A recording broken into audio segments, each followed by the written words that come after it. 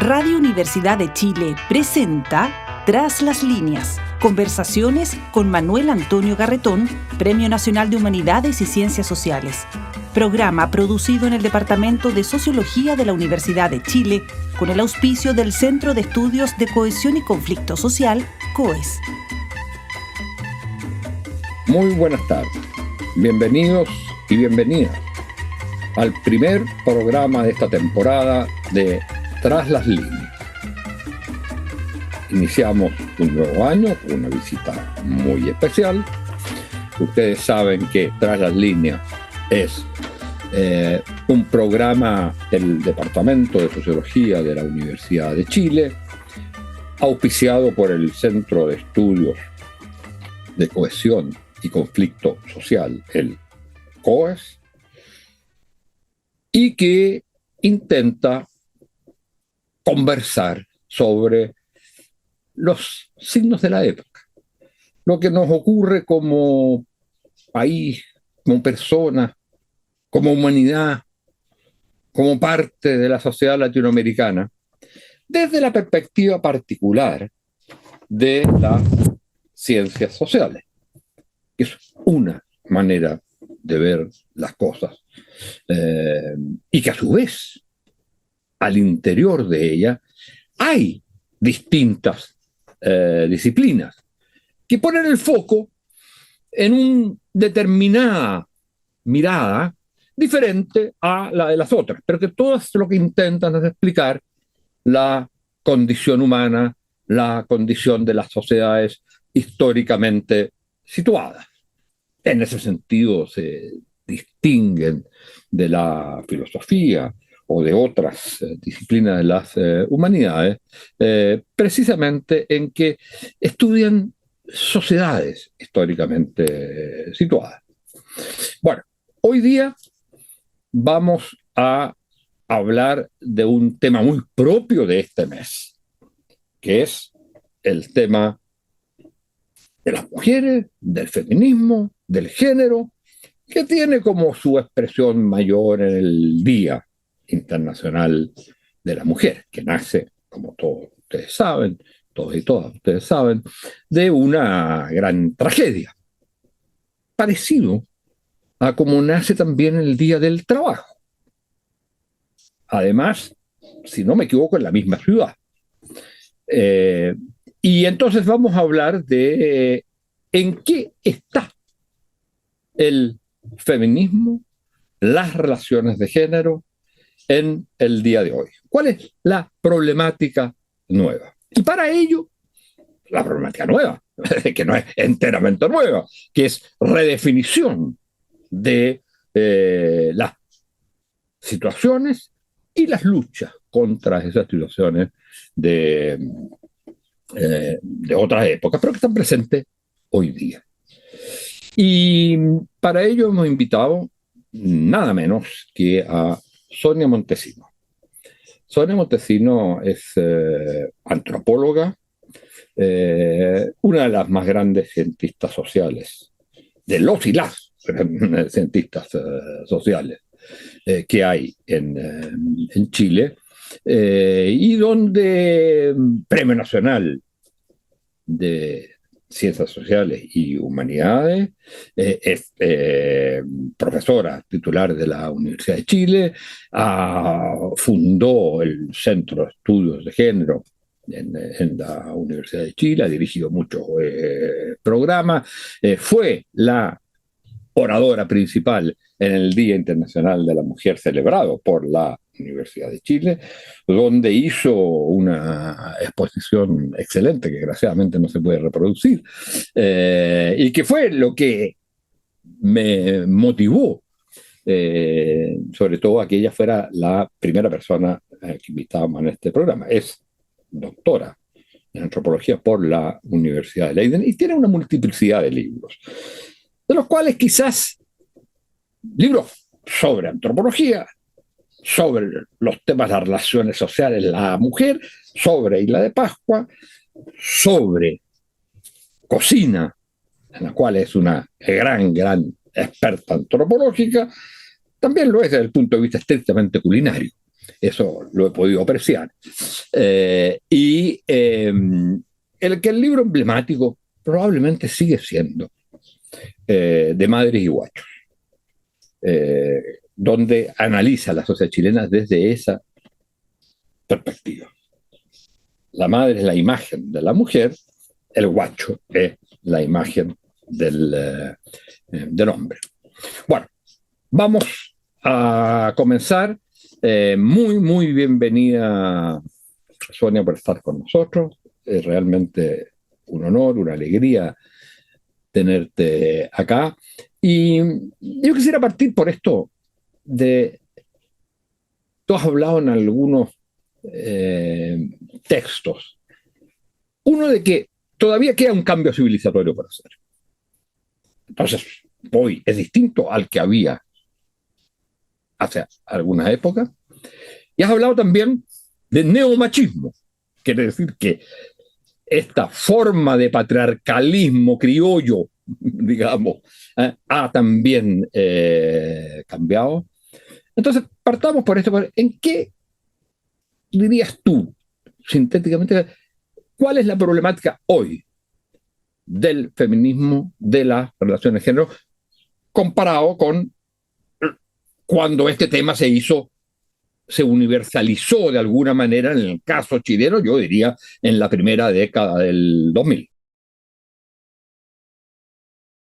Bueno, en primer lugar, muchas gracias, Manuel Antonio, gracias por tu presentación y felicitaciones por, creo que son 5 años ya, ¿no? Que lleva Entre Líneas, o sea... Iniciamos el quinto año.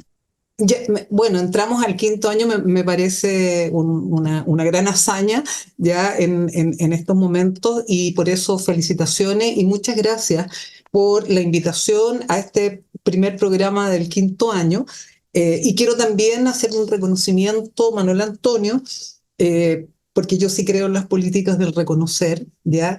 Estaba pensando cuando me invitaste, ya, de también todas las puertas que tú me abriste, ya cuando recién estábamos empezando ya la democracia, ¿sí? Y entonces, bueno, quiero agradecerte porque bueno, somos esa suma de esas circunstancias colaborativas que si no existen, no, muchas veces las puertas están cerradas. Entonces, quisiera aprovechar esta oportunidad para agradecerte. Ya no solamente tu programa, la invitación, sino todo lo que me has entregado a mí. ¿Ya? Así que muchas gracias, Manuel. Me parece demasiado emocionante. Debo recordar además que me apoyaste en una candidatura fracasada. ¿De acuerdo? Y era como la jefa de campaña junto con la Farideh Serán a decano de la facultad. Sí, bueno, hemos vivido muchas cosas, digamos, y bueno, y como mujer, y ahí retomando tu pregunta también, como mujer te lo agradezco en el sentido de que efectivamente allí había un nudo, ¿no? Muy fuerte, yo creo que todavía sigue existiendo, pero en menor medida, precisamente para que las mujeres pudiéramos entrar ya al mundo académico, al mundo intelectual, con una legitimidad, ¿ya? Y en ese sentido, las legitimidades, ¿ya? Muchas veces están dadas en hombres, ¿ya? Que tienen algún tipo de poder y que tienen la conciencia, insisto, de abrir estas puertas, digamos, a las mujeres, que cosa que no es muy frecuente, ¿ya? Entonces, en ese sentido, va mi gratitud. ¿Ya? Bueno, la pregunta que tú me haces es una pregunta bien compleja de responder por dos razones, digamos. La primera es que no hay, y esto es una deuda, no hay una reflexión e investigación, por ejemplo, que hable, ¿no? de justamente todo este devenir, tomando esto que se ha denominado la cuarta ola del feminismo, ¿ya?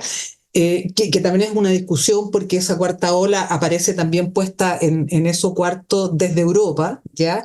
Desde Estados Unidos, pero en América Latina se habla de la tercera, ¿ya? Entonces ahí hay ya una cuestión.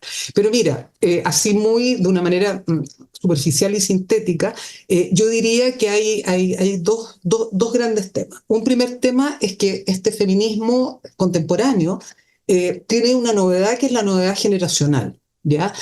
Cuando tú piensas en los otros feminismos, digamos, de comienzos de siglo, por ejemplo, también el de la segunda ola, ya en Chile, tú das cuenta que es una generación, ya, yo diría, de mujeres adultas, ¿sí?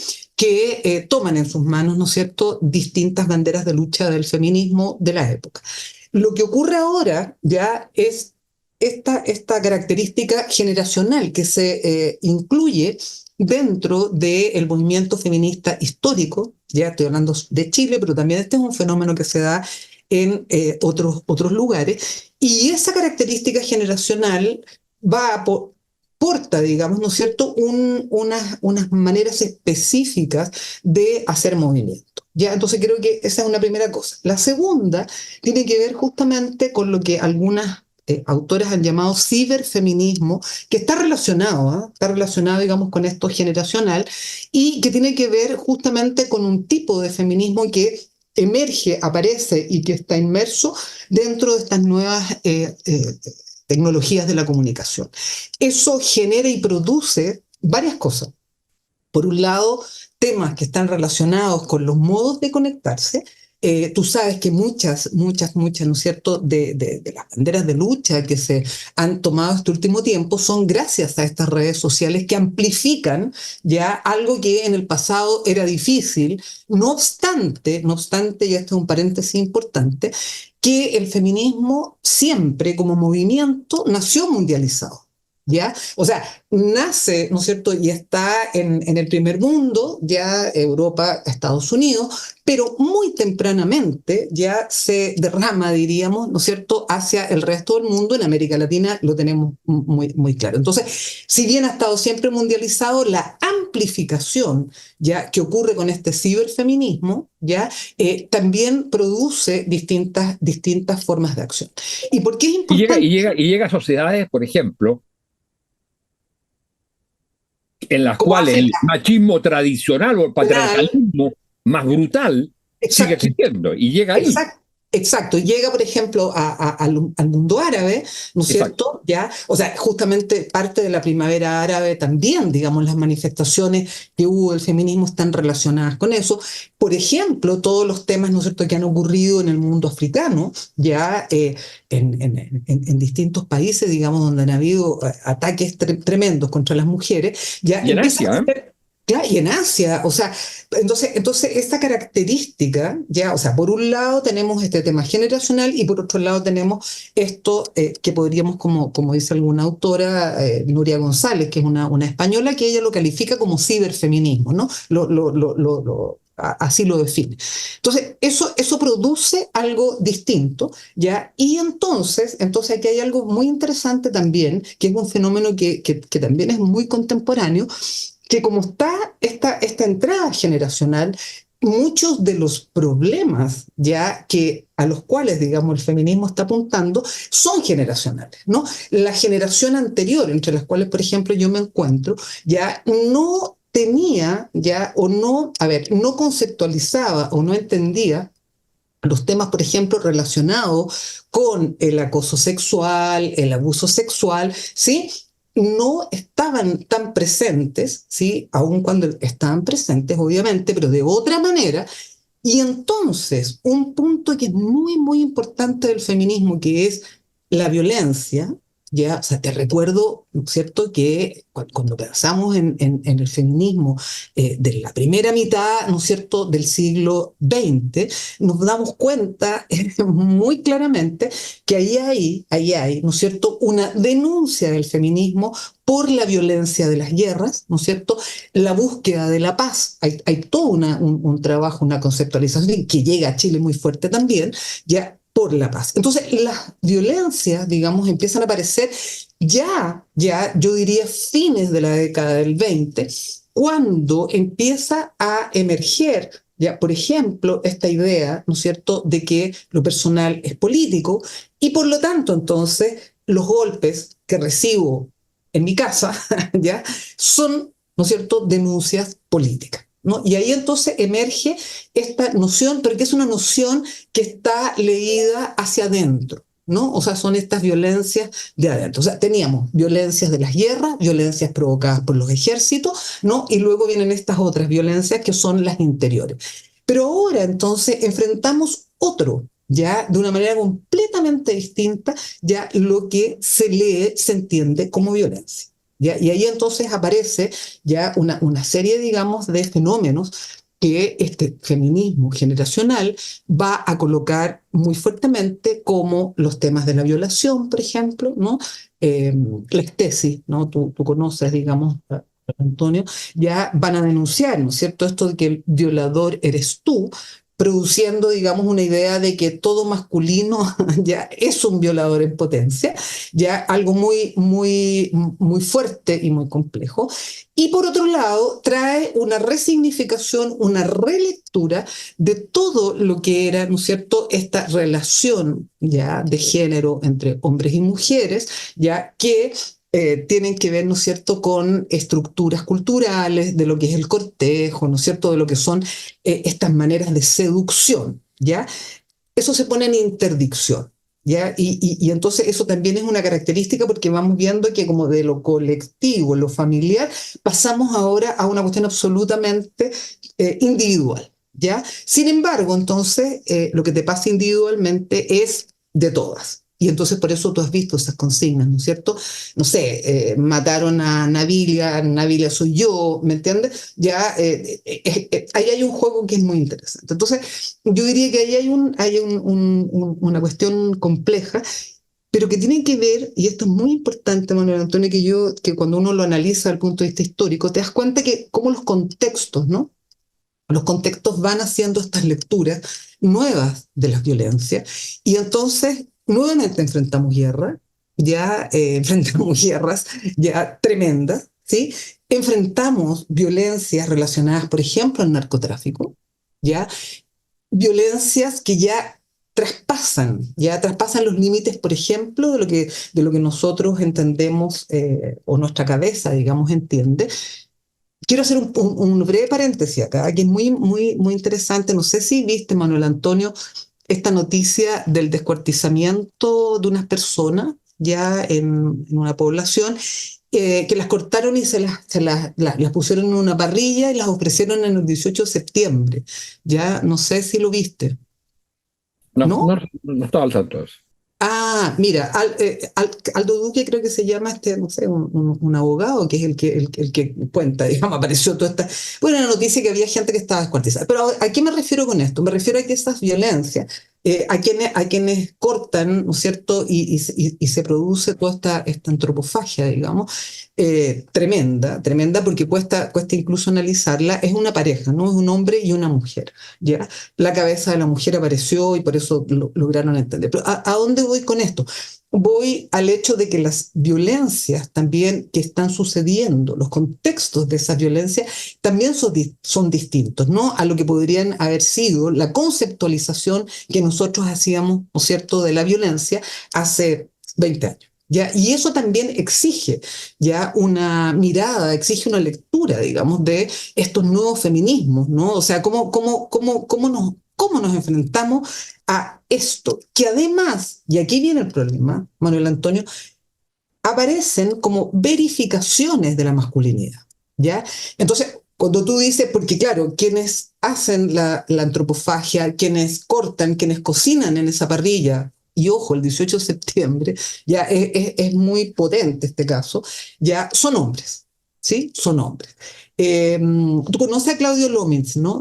Lo tienes que conocer. Sí, a ver, México.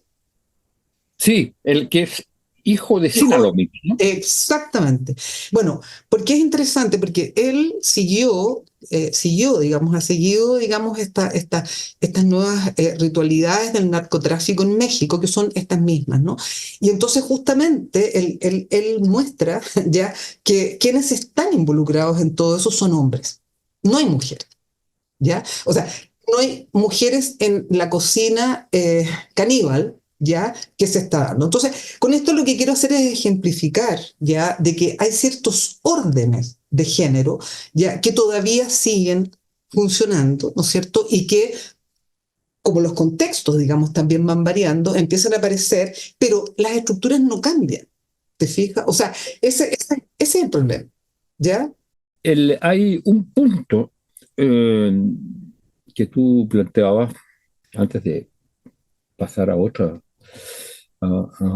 tema, que me parece interesante porque de lo que te leí, si es que no interpreto mal, eh, hay una cierta reserva o crítica, digamos reserva, respecto a tendencias que existirían en el feminismo actual, de identificar, creo que las palabras que usas son deseo y cortejo, con todo intento de violación o de abuso.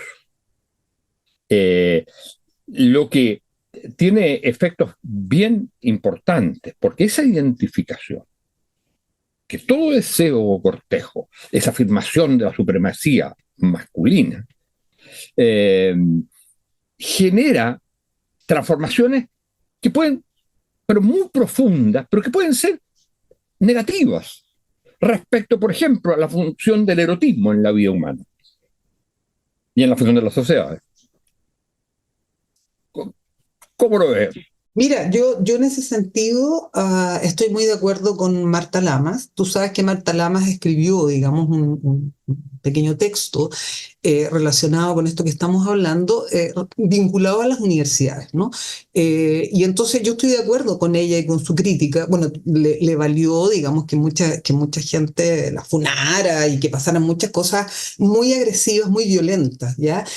Por tener por disentir. Que ese es otro gran tema que tenemos que conversarlo en algún momento. Entonces, claro, yo creo que ahí, y sobre todo a propósito de América Latina, porque yo puedo entender también, y tú lo sabes, Manuel Antonio, tú conoces, tienes esa experiencia, desde hace mucho tiempo, ¿no? En el mundo, qué sé yo, norteamericano, ¿no? Están todas estas distancias, ¿no? Las distancias entre los sujetos, etcétera. Pero nosotros en América Latina hay una cultura. Sí, hay una cultura del cuerpo, de tocarse, de muchas cosas, ¿no? Hay una cultura justamente de cómo se expresa el deseo, ¿ya? Antes de que iniciáramos esta conversación estábamos hablando de los boleros, ¿ya? Claro. Ahí en los boleros había justamente un modo de cortejo. Entonces, la gran pregunta es la siguiente. La gran pregunta, ¿no es cierto?, es hasta qué punto, ¿no es cierto?, estamos frente a un acoso, ¿ya? ¿Hasta qué punto estamos frente a un abuso? ¿Ya? Y hasta qué punto también no estamos de pronto, frente a podríamos decir, una especie de colonización, ¿ya? De nuestras propias cabezas, digamos, frente a lo que es políticamente correcto. ¿Ya? Entonces, esa pregunta es una pregunta, como tú hablabas delante, Manuel Antonio, que para nosotros es civilizatoria también, ¿no? Porque es, claro, o sea, sin duda, y yo en eso estoy absolutamente de acuerdo, y lo hemos vivido, bueno, todas las mujeres de una manera u otra, ya los abusos de poder, lo que ocurre en los trabajos, la vida cotidiana, en fin, hay una serie de cuestiones que son realmente complejas. Lo que pasa, y ahí hay que analizarlo antropológicamente, ¿qué ocurre? ¿Qué ocurre en este cambio cultural, ya de costumbres? Porque también uno sabía, ¿no? Uno sabía cómo tú te defendías. Ahora, claro, es decir, esa transmisión de la defensa frente al abuso sexual, obviamente que no era algo que las mujeres estuviéramos muy fascinadas ni muy contentas de hacer, ¿no? Pero, yo creo que el problema acá es que hemos judicializado ya relaciones, ¿sí? Que son relaciones también de pronto de otra índole. ¿Ya? Y ahí entonces es donde yo creo que hay una cuestión compleja que tenemos que dar vuelta, que tenemos que pensarlo. Mira, Yo creo que eso es especialmente, más que sociológico, un problema antropológico. exacto. Es el redescubrimiento, ¿ah?, o repensar lo que es lo humano. Y si el tema del deseo, por ejemplo, independientemente que se vaya, y eso tú lo has señalado en nuestros trabajos, todas estas cosas se van mezclando. Entonces el deseo se va mezclando con las estructuras de poder, etcétera. Pero el deseo en sí mismo no es una estructura de poder. Se expresa en la estructura de poder. Y por lo tanto, el rechazo a la estructura de poder no puede ser la estigmatización del deseo, por ejemplo. Exactamente, absolutamente, absolutamente. Y yo creo que ahí ha faltado, Manuel Antonio, en nuestra sociedad, en nuestras universidades, en todos lados, ha faltado esta conversación. ¿Te fijas? Ha faltado, y ahí quiero retomar con lo que habíamos hablado antes, digamos, ¿no? De estas diferencias. Algo ha pasado, y eso también es antropológico, en la transmisión, ya de una generación a otra, ya de los nudos del feminismo. ¿Ya? Algo ha pasado ahí, ya que no ha habido, yo diría, una suficiente transmisión, esa es la palabra, entrega ya de una experiencia, ¿no? Sino es que lo que aparece es una experiencia a veces también estereotipada, ¿ya?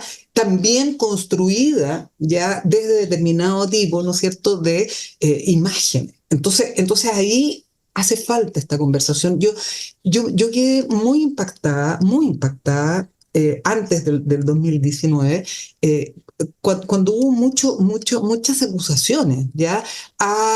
No solo a los colegas, ¿no? Los colegas en realidad, bueno, ya, los colegas se pueden defender a su manera, pero alumnos, ¿no? O sea, me tocó estar de repente en cosas donde alumnas, ¿no es cierto?, funaban o criticaban a alumnos, ¿ya? Porque un día en una playa, no sé, habían sido tocadas. Sé de un alumno que afortunadamente no se mató, digamos, pero estuvo, digamos, con un intento de suicidio, otros deprimidos, en fin. Entonces, ahí pasan una serie de cosas, ¿ya? Que yo creo que tenemos la obligación de conversarla. Porque claro, entonces yo puedo escudarme también y decir, no, pero es que lo que pasa es que todos los hombres, ¿me entiendes? Y todas estas estructuras. No, es que no es así.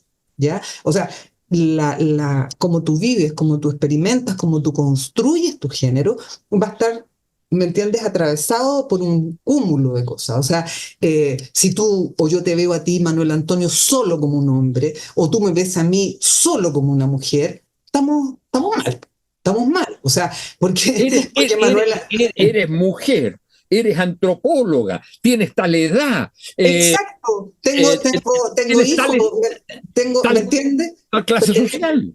Claro, Pertenecen pertenezco a una todas esas clase. cosas mezcladas, claro. Exactamente, Y eso exactamente. es otra cosa que tú llamas mucho la atención, a mí me pareció súper interesante en el discurso, en la conferencia que diste en en el año internacional, el 8 de marzo, en la Universidad de Chile. Precisamente hacías mucho hincapié en estos aspectos. Es decir, hoy día hay un momento en que uno puede reivindicar, ¿no es cierto?, esta categoría, la Exacto, de negro o negra o africano, la de mujer.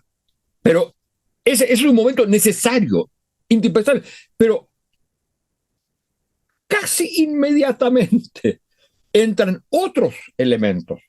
No todas las mujeres son mujeres, pero no todas las mujeres son lo mismo. Entra, y por lo tanto, el tema, y eso tú señalas mucho en ese artículo, en ese discurso, la necesidad de la diversidad, de entender la diversidad, eh, cosa que muchas veces en uno de los en el movimiento anterior al feminismo más importante que hubo en el mundo, que fue el movimiento de clase obrera, también tenía ese problema, sí, po, sí, ¿eh? po, De exacto, entender, de pensar al obrero, además como el cúmulo de los aspectos positivos exacto. en Claro, relación al otro. además, ahí tocaste un tema, Manuel Antonio, que tiene que ver con esto que la Spivak llama el esencialismo estratégico, ¿no? Digamos, en un momento determinado de las peleas las luchas, sin duda, ¿no es cierto? Que acantonarse o estar, digamos, en ese esencialismo, por ejemplo, ¿no es cierto? El esencialismo mujer-hombre, ¿te fijas? Puede servir, y esto sí, muchas autoras lo han investigado y trabajado, que uno de los grandes problemas justamente de cómo se construye la discriminación es cuando tú reduces a los sujetos, a las personas, a una sola característica, ¿ya? Y entonces, claro, si nosotros pensamos todo el delirio, digamos, ¿no es cierto?, nazi, con esta construcción del judío, ¿te fijas? Una reducción completa. Y esa reducción es la que a mí me permite, ¿no es cierto?, como poder, me permite ya aniquilar al otro. ¿Te fijas? Entonces nosotros tenemos que tener mucho cuidado, porque precisamente podemos estar reproduciendo las estructuras de la discriminación, ¿ya? Al construirnos desde un puro lado, ¿no? Entonces, eso y ¿sabes qué?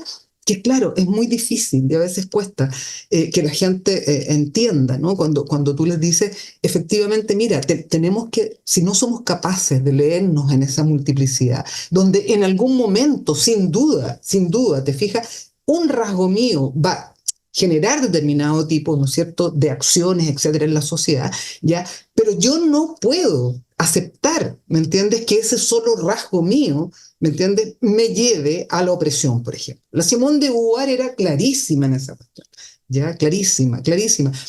Yo pienso que escrito hace cuánto, no sé, la década del 40, Sí. 40, si tú lees a la Simone de Beauvoir, o sea, de verdad que es alucinante, porque en el fondo ella, yo no sé si tú te acuerdas, Manuel Antonio, pero cuando se empezó a usar el concepto de alteridad, ¿te acuerdas? El otro. ¿Mm? Ya, es ella construye, pero el concepto de alteridad que construye es muy interesante, porque en el fondo lo que ella dice no es que tú seas una alteridad, ¿ya? Sino es que tú aceptas y asumes que el otro ya te construya a ti como alteridad.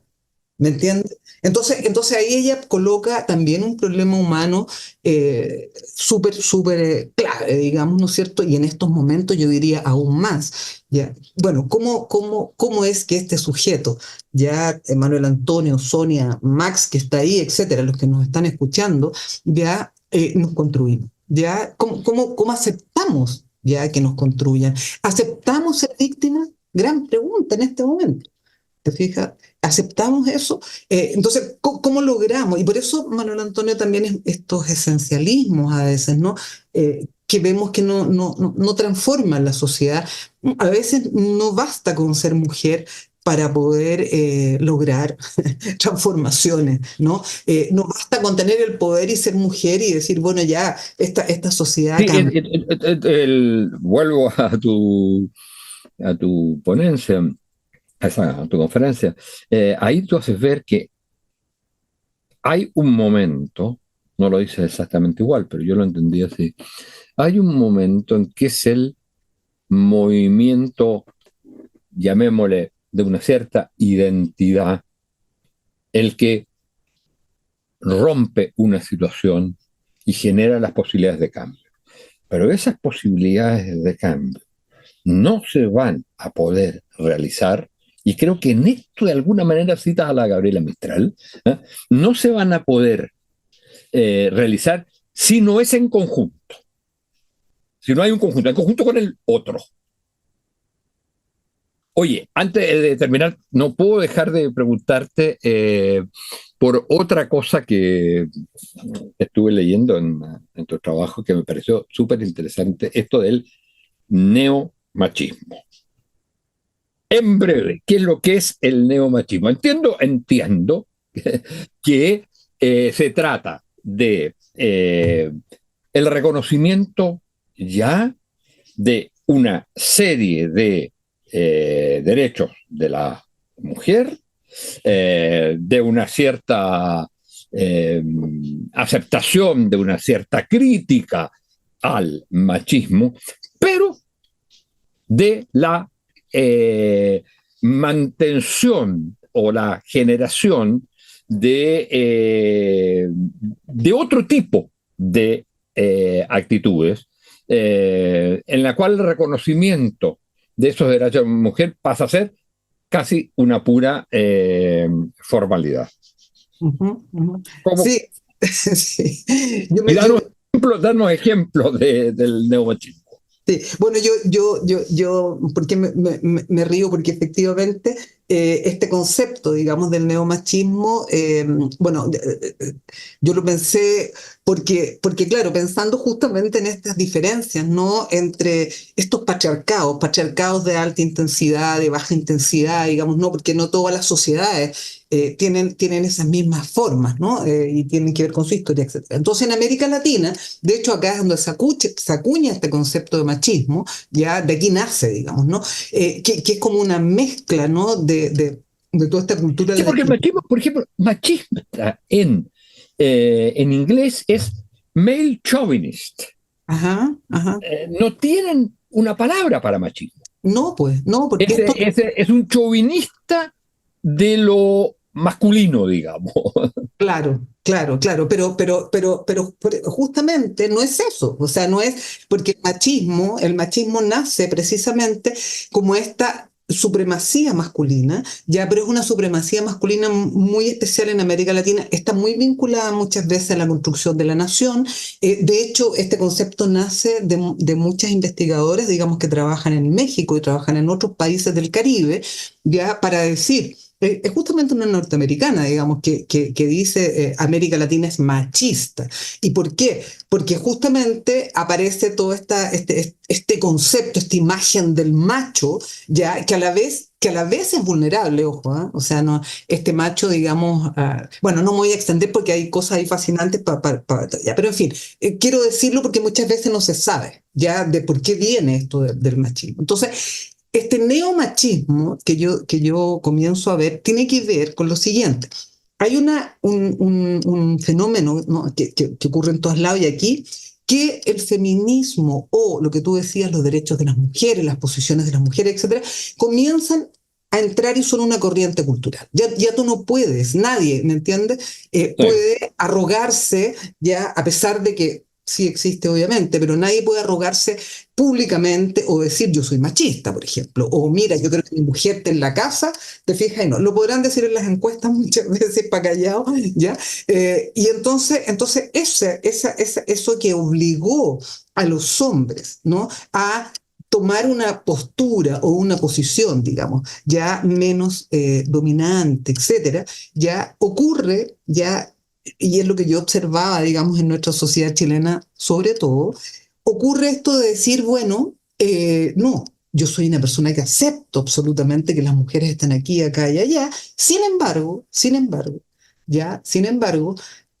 consciente o inconscientemente, ya colocan barreras, ¿sí? No dejan que las cosas avancen, ya. Yo partí esta conversación agradeciéndote, Manuel Antonio, ya, eh, tu soltura, digamos, ya de candados y barreras. Hablo en el caso mío específicamente, no sé con otros colegas, pero por lo menos conmigo. Entonces, ¿qué ocurre? Ocurre que muchas veces, y sobre todo en estos ámbitos políticos, en los ámbitos intelectuales, ya los hombres que tienen poder hacen todo lo posible porque las mujeres no lo tengan. O si lo tienen, ya, o si logran tenerlo y decir, bueno, mira, aquí nosotros en la empresa X o en tal lugar tenemos a tantas y cuantas gerentas y no sé qué, bueno, resulta que hacen todo lo posible bajo, ¿no es cierto?, las formas que ya conocemos, ¿no? Reuniones a tales horas, etcétera, etcétera, para que las mujeres no estén, ¿ya? Y ese neomachismo es muy complejo, hay que investigarlo, creo que hace mucha falta, vuelvo nuevamente a lo que dije al comienzo, mucha investigación, pero las expresiones uno las observa y las ve muy claramente, porque es evidente que no obstante todas las políticas ya que se han hecho respecto a inserción laboral, respecto a educación, etcétera, etcétera, podemos ver que no hemos superado todavía esas brechas. ¿Y por qué no hemos superado las brechas? Porque el neomachismo impide hacerlo, porque es como, bueno, yo ya soy una persona, un hombre que tiene conciencia ya de las desigualdades de género.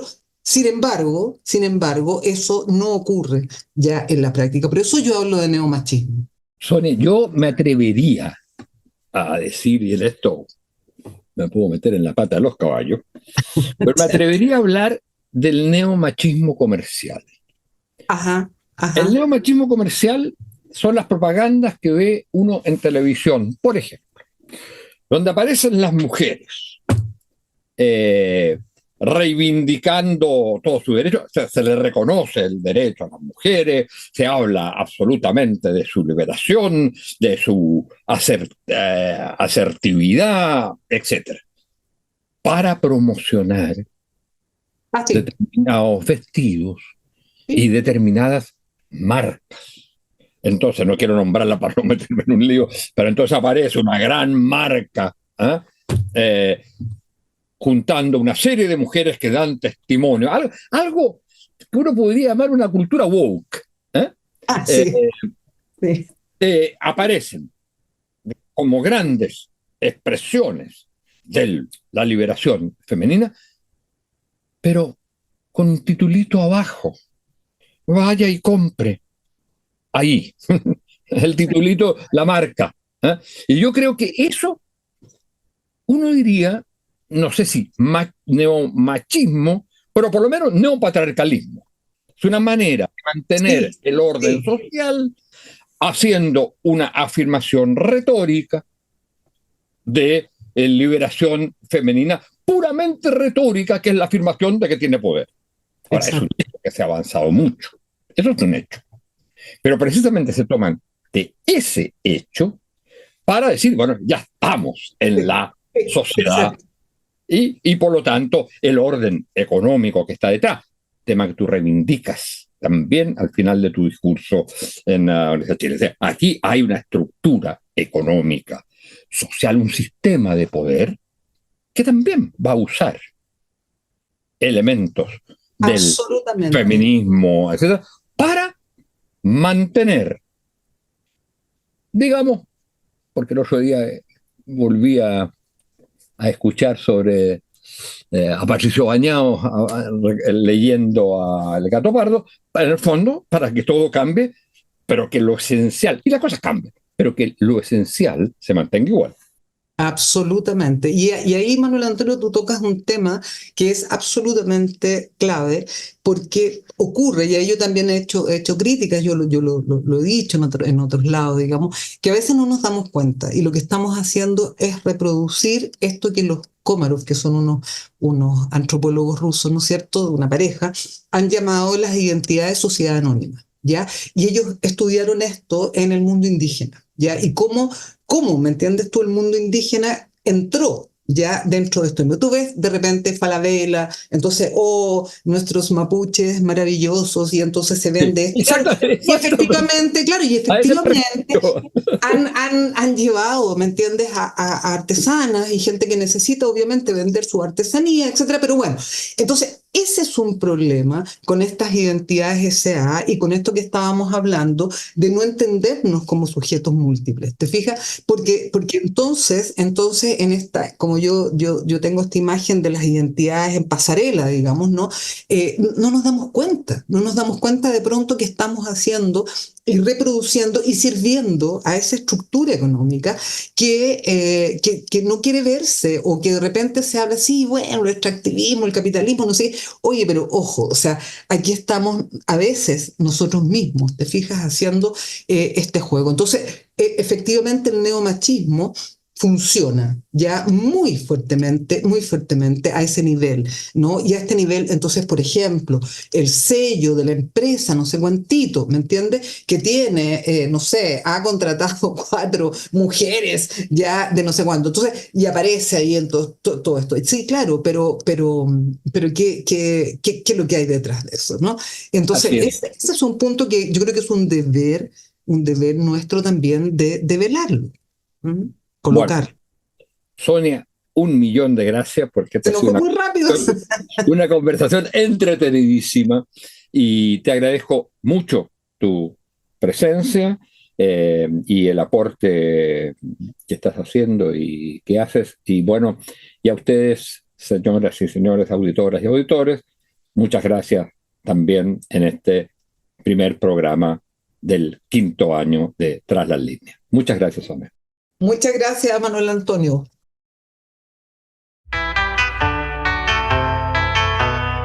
Radio Universidad de Chile presentó Tras las Líneas, conversaciones con Manuel Antonio Garretón, Premio Nacional de Humanidades y Ciencias Sociales. Programa producido en el Departamento de Sociología de la Universidad de Chile con el auspicio del Centro de Estudios de Cohesión y Conflicto Social, COES.